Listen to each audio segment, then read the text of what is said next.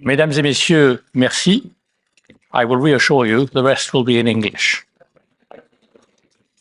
I hate to interrupt your lunch.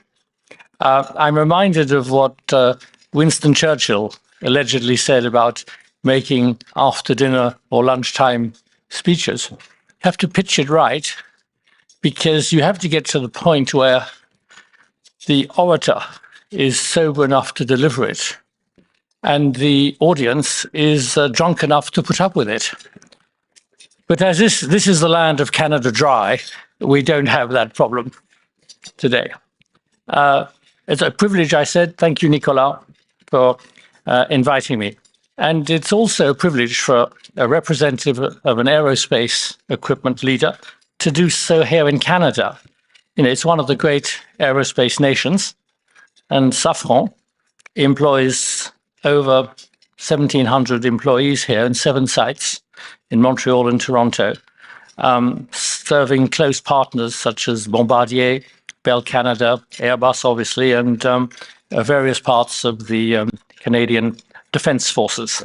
I have a slide which will just say a few words about Safran. Which will be, I think, shown at some point on the screen. Thank you. 85,000 employees. One of the leading aerospace companies in the world, French-based. A more practical way of looking at it is that our engines, made together with GE, power 100% of Boeing 737s and about 65% of A320s. That's for the engines. There's one taking off every 2 seconds. 1, 2. One just took off. But we know you like to land also after takeoff, so we thought we'd supply landing gear. A lot of them are made in Canada. Brakes, various other pieces of equipment on the aircraft, and in many cases, aircraft seats. We also have military activities. I alluded to them here for the Royal Canadian Navy particularly, but we're most famous for the engines of the Mirage 2000 and the Rafale, of which there's a representative of one of the eminent customers here in the room, Your Excellency. Simple starting point on aerospace and the flight path to decarbonation. A very simple one. People want to fly. They also need to fly. They are, however, conscious of the impact on the environment about their behavior in general, and in particular when they move about. Simple starting point and a simple answer. Continuous technological improvement will ensure, and it did not start yesterday, that we, as an industry, can meet the expectations of our fellow citizens and customers.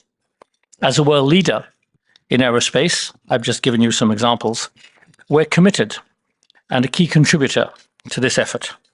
And by the nature of our industry, we have a very long-term outlook. The complete life cycle of an aircraft program is between 40 and 60 years, from the time when you start working on the materials to the time when the last engine actually takes off and the last landing gear lands. So what are the commitments of the aerospace industry? And we have a slide which illustrates that, and it will be the last slide because I don't believe in death by PowerPoint. It's poor taste. So we've committed, if the slide could come, there you go. We've committed as the aviation industry to achieve net zero by 2050. Now, 35 to 40% of that will be achieved through disruptive technology, particularly on the engine, and making equipment in general, landing gear, lighter. With our partner GE, we have one of the key roles in this transformation, as together our engines, as I said, equipment equip 70% of narrow bodies. 5 to 10% can be achieved by better airline operations. By that, I mean more efficient air traffic control. A lot of it, though, and the bulk of it, will come through sustainable aviation fuels. That's the last slide. Although the industry has worked to improve its fuel economy, we've achieved 80% of reduction in CO2 emissions per seat since the 1950s. We need now to go twice as fast as that, but we've done it before at a very steady rhythm. But we have to double down on the effort. We're very conscious that 2050 is a long-term target. So we as a company have taken even stronger and more precise commitments for the midterm, 2035 specifically, aligned with the Paris Agreement. And for our CO2 emissions of our products, we've committed to lower them by over 40% by 2035 compared to 2018. They're very strong commitments certified by SBTi. Now, let's look at the levers we can use. The first, ultra-frugal technologies, propulsion. Continuous progress has been made in terms of efficiency for decades. The engine CFM56, introduced in 1992, the world's best-selling engine, one every 2 seconds, I mentioned, 26% of fuel consumption reduction since the previous model. The current model, the LEAP, which has been flying since 2016, introduced a 15% gain in consumption. And already today, together with GE, we're working on an engine which will equip planes in the mid-2030s, that is more than 12 years ago, 12 years from now, which will give a further 20% of fuel economy. The other aspect, other than on propulsion of after propulsion of the engines, is the weight in general. I talked landing gear is very, very heavy. You'll understand why. You don't use it much, but you're very glad it's there as you land. Weight has to be reduced, and it just doesn't cover engines, but heavy equipment, landing gear, seats. So we're working constantly to introduce much lighter materials. But obviously, we can't wait till the new engines, 2035 and beyond, and new planes enter into service. We must act now, because hundreds of planes are being produced by Boeing, Airbus, and others in the meantime, and there's the installed base. So there are two important levers to achieving a reduction in CO2 emissions without waiting for new planes. For the future generation of planes is renew the composition of fleets with more modern engines on the A320neo, the 737 MAX, and sustainable aviation fuels. And that's where I shall dwell a bit on that, particularly given the role which Canada can play in that field. Sustainable aviation fuels are key for decarbonisation in the short term and in the long term. They're not a transitory solution.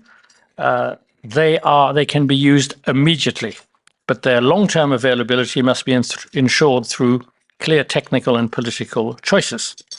Now, they could, with CO2, with SAF, sustainable aviation fuels, you can reduce CO2 emissions by 80%. And you see there on the slide which I had shown, that's one of the main ways we're going to reach our targets. Now, we're fully committed to supporting that development, because engines today, we're not making jam tomorrow promises in 2035. Engines today can already use 50% of sustainable aviation fuels. And we're working at surmounting technical barriers, which will enable them to use 100% by 2035. So ultra-efficient technologies, in order to reduce the global cost for airlines, because clearly in the short term, sustainable aviation fuels will cost more. Ultra-efficient technologies will also help airlines meet that extra cost. And further out, or possibly for smaller types of aircraft, the new technology, such as electric, hybrid propulsion, a mixture of conventional propulsion with electrical engines, and maybe even further out, hydrogen, will be on the horizon. But we can't wait for that horizon, because we need to act now. And as the commitments I've talked about are between now and 2035, and we can act on the existing fleet of planes and also plan for the newer models as we go forward.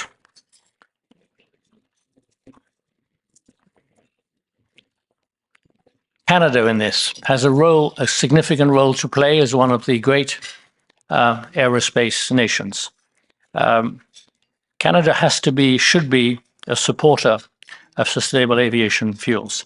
You have massive availability, a reasonably priced green energy, thanks to hydro in Quebec, Ontario, and in British Columbia. Importantly, immediately, you have significant biomass feedstock, which is an important source of renewable energy in certain areas. Think of the bounty of agriculture, which God has blessed Canada with. And companies with demonstrated technologies, the SAF Plus consortium in Montreal is one of them. You also have extremely strong universities and collaboration with industry, with us, for instance, at the École Polytechnique de Montréal on materials in particular. So, as a conclusion, I'd like to express my optimism. People want to fly. They need to fly. In some countries, high-speed trains are simply not an option. And by the way, long haul makes up 70 to 75% of emissions, and short haul, below 1,500 kilometers, makes up barely 20-25%. So long haul is here to stay, particularly in countries as vast as Canada, India, Brazil, and the United States. So people want to fly. We forecast that there'll be close to 40,000 new aircraft in the next 20 years, which is why we can't wait for technologies jammed tomorrow to be available. You know, it's today. Synthetic aviation, sustainable aviation fuels are required today. They're compatible with our technology. There has to be a strong political mandate in order for that to be achieved, and we might talk about that in some of the Q&A session we're going to have just now. And in some countries, such as India, new passengers are accessing this mode of transport for the first time. And it's a key lever to connecting people to trade and the exchange of ideas. Once again, people want to fly, they need to fly, and we cannot keep the public on board as we decarbonate our economies if we don't have buy-in. And Safran and the whole industry are investing massively to ensure that this growth is accompanied by decarbonization. Technology is the solution. Here in Canada, the most important contribution you could make to this evolution, and you have all the legitimacy and the talents to do that, is to support the development of sustainable aviation fuels. Thank you very much.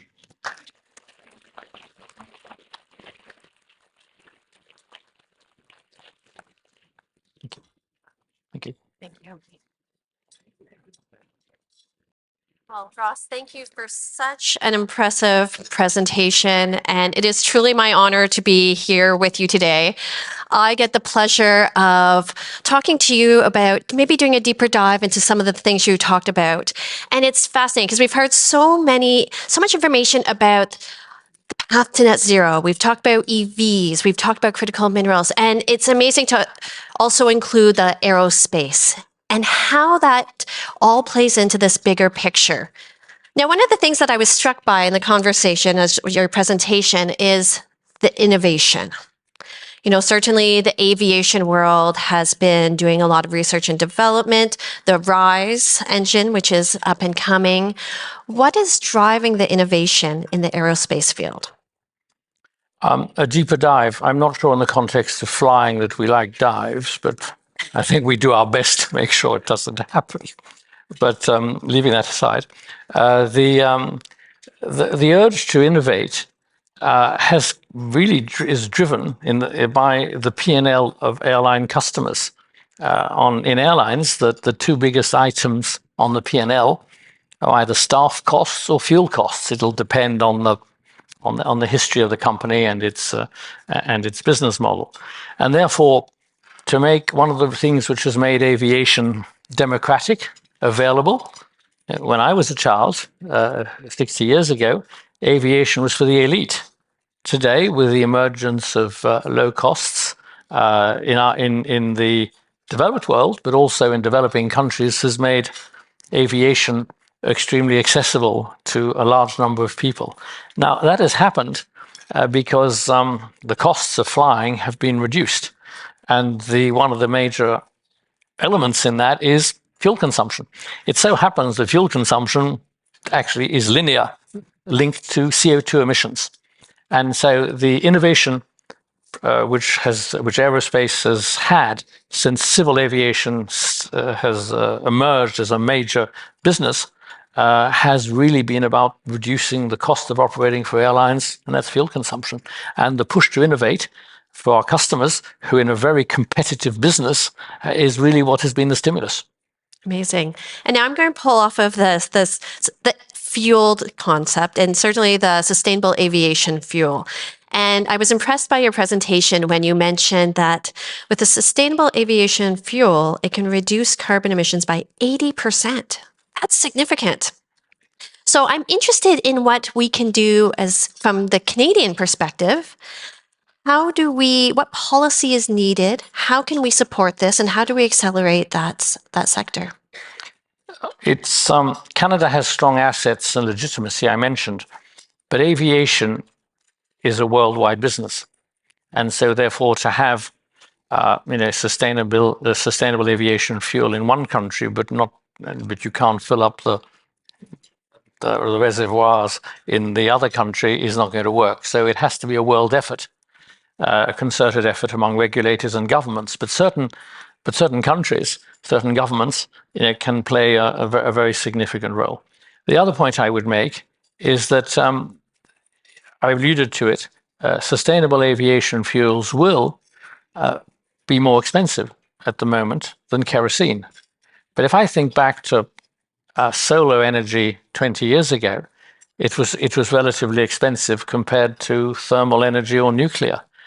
But the development of the solar energy, solar panels in particular, has driven the cost down to the point where today, if you look at the cost of solar versus new build nuclear, solar is cheaper. Which means that the only way to get costs down is to have the volume and to have efficiencies of production. It's a bit of a chicken and egg, and therefore there have to be mechanisms where there are incentives for airlines to use sustainable aviation fuel. Some of them will be synthetic in the future.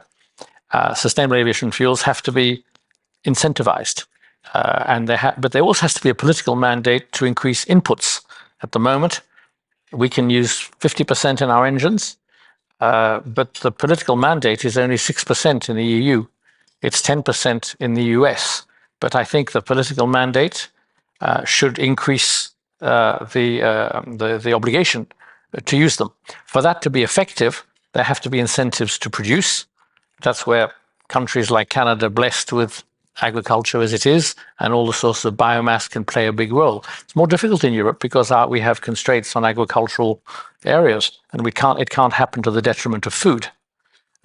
Canada doesn't have that issue, nor do some other countries. So I think the political mandate has to come nationally with incentives to produce. That will bring the costs down, but there also has to be a common regulatory political mandate in that direction. And I would argue that there has to be a merit order, and that's where governments come in. Some industries, some activities are easier to decarbonate than others. We can move heating, can probably move from thermal to electrical. Motor cars, now you can have a debate about at what rhythm we should stop using thermal engines, diesel, and at what rate we should make it compulsory to have electrical vehicles with batteries. But clearly, that is something which is physically easier to achieve than for aircraft. And I would therefore argue that there has to be a merit order, and that has to come from governments and regulators, which mean that certain industries which are more difficult to decarbonate than others should have a higher role in that merit order. So it's a mixture of getting the costs down, of incentives, and a politically driven merit order if we're serious about decarbonation. And I think we all are. Amazing. And, I'd really like to understand is, are we producing, what's the gap between what we're producing now from the sustainable aviation fuels to really where we need to get to? Are we close? Are we far? 1 to 100. Okay. So we've got a ways to go, which is a great economic opportunity. Indeed, but it can happen. It will happen. Look at solar panels. It's the parallel 20 years ago. Yes, where we have to multiply by 50, 60, 100, depending on your hypothesis as to the growth of traffic. Yeah, it's a big effort, but it's within our reach, and we don't have. And once again, it's not jam tomorrow. If you're telling people I have a great solution for you in 2050, that's not going to work. We need things which can work immediately with available technology, and this is amazing. And I'm actually going to span out a little bit here, and you have a wealth of experience and a wealth of knowledge. And I know we were chatting about this a little bit before we got started here. But from a society perspective, I'd love to understand what your thoughts are. Are we accepting decarbonization? How are we doing as a population? Whether we're adopting new cars, whether we're taking planes, what's the landscape look like? Well, in this, I mean, I was very comfortable as long as we stick to technical issues, which I have a vague idea about. There you're taking me where angels fear to tread, to quote E.M. Forster.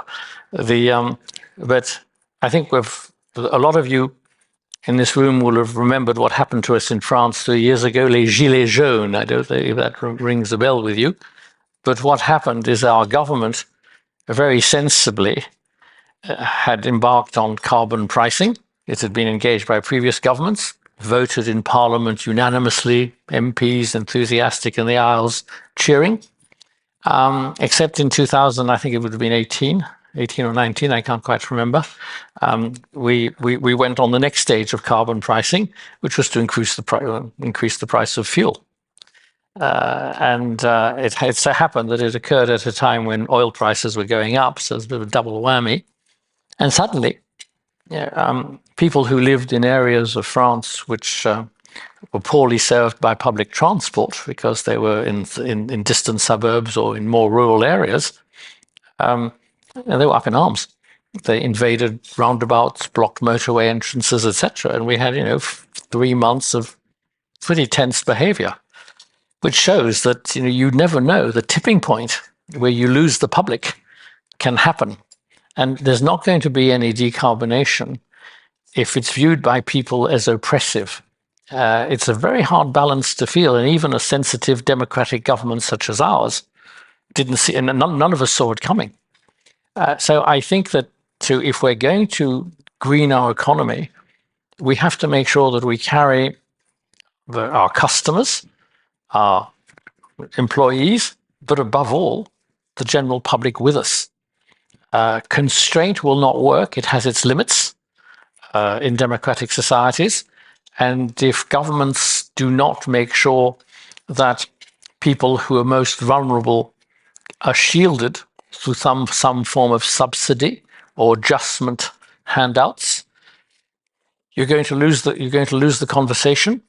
And so, and next thing you know, you're going to lose the elections. Didn't happen in France, but we had very tense months. So I think that politically, and this is really one for politicians to call, how do you have the right mixture of incentives, funding where it's required? I would avoid blanket taxation, because I think taxation reduces the amount of cash which is available to invest in decarbonation. I mean, some people want to tax airlines or airports. Makes no sense. I mean, the airlines are the ones who are going to have to make these investments. If you start taxing them, you're doing it. You're taking it in the wrong order. So they have to. What are the and so forbidding, prohibition measures which are viewed as blocking people's freedom doesn't work. So yet on the other hand, the climate emergency is there for all of us to see. It's a very hard balance to find. Yes, it's a hard balance, but it's coming up fast. We talk 2050 is, the words that we utter almost every day, and we hear across the landscape is net zero 2050. And it's something certainly that we're all actively engaged in. But it's interesting to think about, it's only 23 years. And how are we as leaders in our businesses and our organizations, and how are we actually doing that to incentivize and bring everyone alongside us? So I love your comments in that regard, because I think it's on all of us on how we approach it. So what I'd like to, what keeps you up at night? What are some of the biggest, what keeps you up at night? What are some of the limitations challenges that you're seeing? There's nothing which a good glass of Bordeaux which would prevent me from sleeping. Nothing. So all opportunities, no challenges. And I didn't know. I mean, challenges shouldn't keep anyone awake at night. But what I'm saying is that my message is one of technological optimism. People who want to lock you up and tell you what you can and can't do. We have an expression, in France. You all remember what the Khmer Rouge were in Cambodia. Well, some people are Khmer Vert. I'll let the non-francophones work that one out. So that is not going to work. I mean, you're not going to goose step the public. You'll lose elections. You'll lose your staff. You'll lose your employees. And technology offers, as you know, history teaches us that, you know, the way to meet these targets. It requires funding. Our investors want us to do that, but it's not as if you have to fight your investors. I mean, the Safran devotes 1.5 billion to R&D. A big fraction of that is R&T, i.e. very upstream, and 75% of that is for decarbonation. I haven't heard an investor, and I do governance roadshows before every AGM, there's been no pushback on that. So I think we have the investors on our side.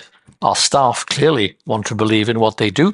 When we're recruiting, a lot of people, when you're recruiting engineers, it's very important to be able to attract talent.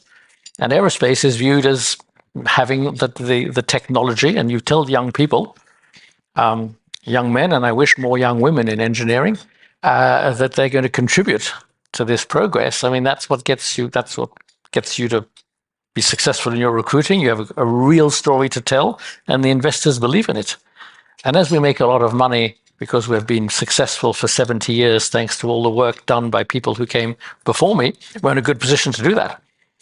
The other thought I would leave with us collectively is that governments should not be prescriptive on technology. We don't know what's going to work in 30 years' time. How would a civil servant in Ottawa or Washington or Paris have a clue? They shouldn't say, no, you should do this rather than that, because even we don't know. So governments should not be prescriptive on technology. I think imposing very short-term limits. There's a big controversy, as you know, in Europe on diesel engines and so on. It should be done governments should be right to regulate, incentivize, but not point to a particular technology, because experience shows that they're no better at it than us, and on balance, I think they're rather worse. Well, and I love the drive for innovation and the optimism. And I think that's what's driving companies forward, and that future thinking and the talent. And just going to touch on the talent for a minute, because I know a lot of the conversation around this conference has been around talent, because that is the key driver and everything we do. It's all about the people. So as a company, third largest aerospace company in the world, certainly a big player in Canada with 7 industrial sites, 1,700 people. I was listening. It's a very impressive company. So how do you retain your talent? Well, first, you have to attract them. Talked about that. I think as you interview young graduates, they want you have to make sure that they can buy into a story, and they won't buy into a pipe dream.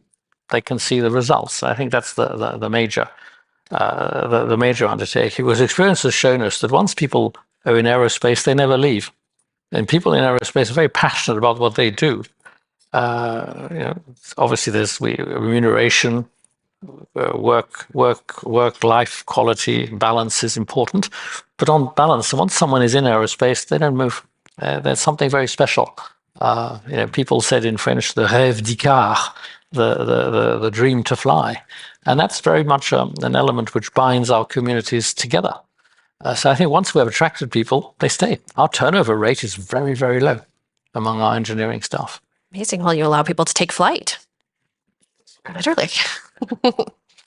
And so we don't have much time left. I was wondering if you had any final thoughts or insights that you'd like to share with everyone. Once again, I would like to press a few messages home.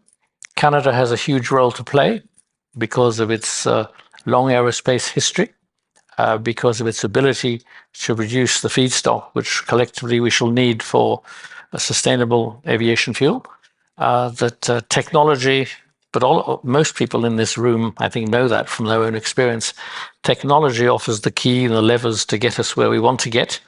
Our shareholders are very much in favor of us doing it, and our staff are urging us to do so. What is there not to like? And thank you again for having me.